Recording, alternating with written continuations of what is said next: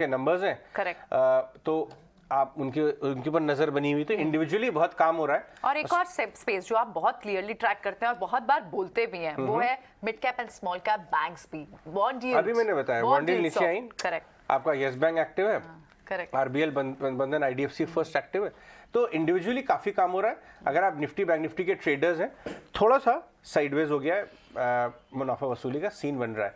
अब मैं आपको ये ट्रिगर्स तो हमने आपको बताया कि क्या चल रहे थे।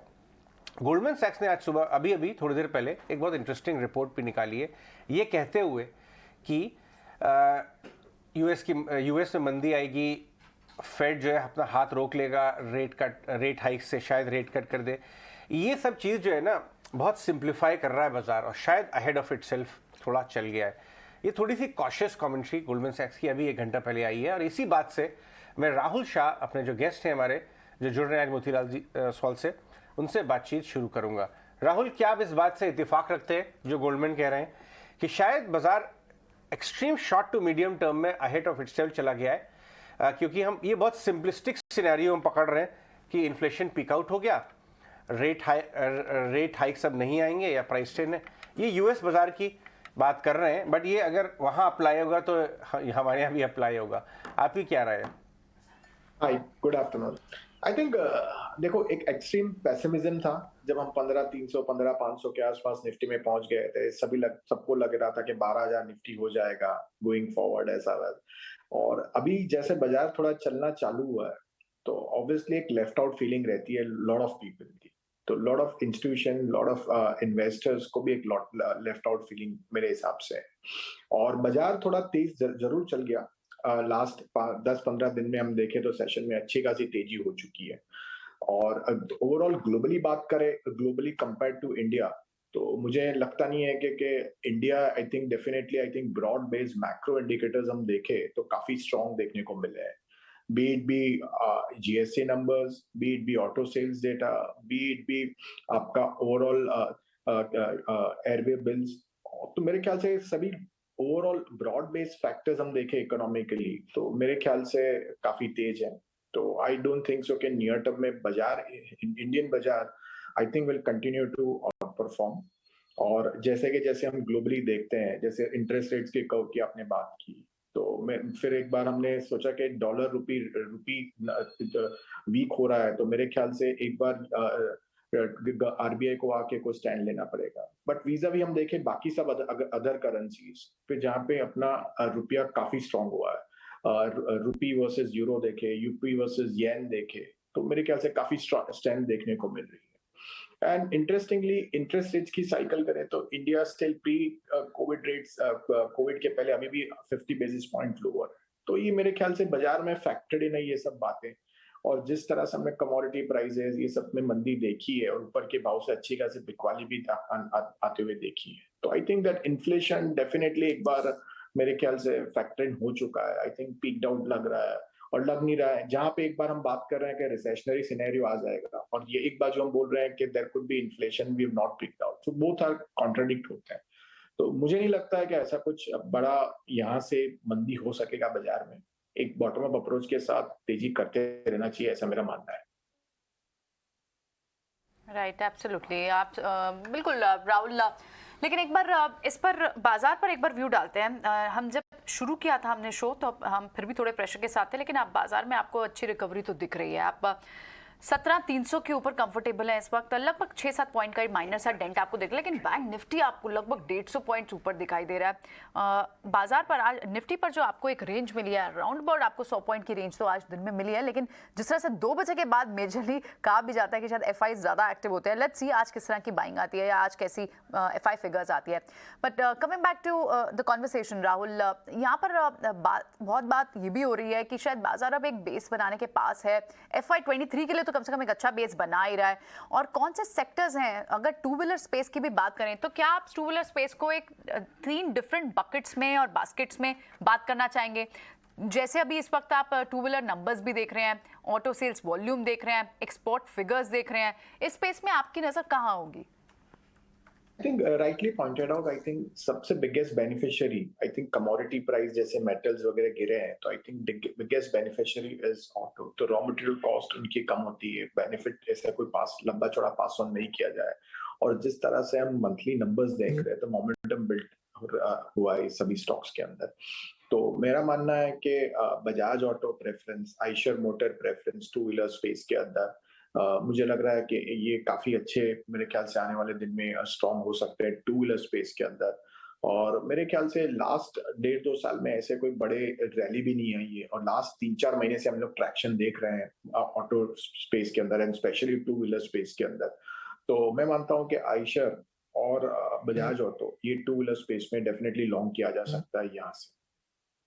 जी हाँ, और एक और ये जो बात आपने ये जो हम बैंक निफ्टी की जो रिकवरी की बात कर रहे हैं, जो प्रियंका बता रही थी, ये बताना ज़रूरी है पर्सपेक्टिव में कि आज बैंक्स आउट परफॉर्म कर रहे हैं। इनफैक्ट आज ही नहीं, लास्ट 10-15 दिन से बैंक्स आउट परफॉर्म कर रहे हैं। और हम आपको यहाँ 18 स्वदेश पे ये दिखा रहे हैं कि जो 7.65 की बॉन्ड यील्ड थी, जो टॉप आउट हुई थी इंडिया की 10 ईयर बॉन्ड यील्ड, वो आज 7.18 का लो बना के 7.20 पे आ गई है।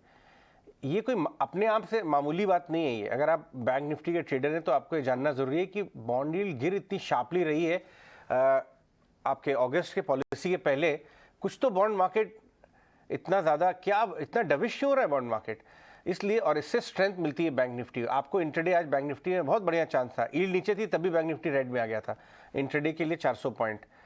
इसके बारे में बात करते हैं राहुल। बॉन्ड ये जो बैंक के जो रिजल्ट्स आ रहे हैं, स्पेशली जो मिड टियर बैंक्स हैं, इनकी कमेंट्री, कल वैदी साहब कह रहे हैं कि मैं परेशान हो गया था लोगों के जवाब देते देते कि साहब एक दिन नंबर बदलेंगे, एक दिन बदलेंगे, और लोग पूछे थे सब कुछ ठीक है, आपकी नीयत भी ठीक है, बढ़िया मैनेजमेंट है, लेकिन आपके नंबर्स ही नहीं आते हैं।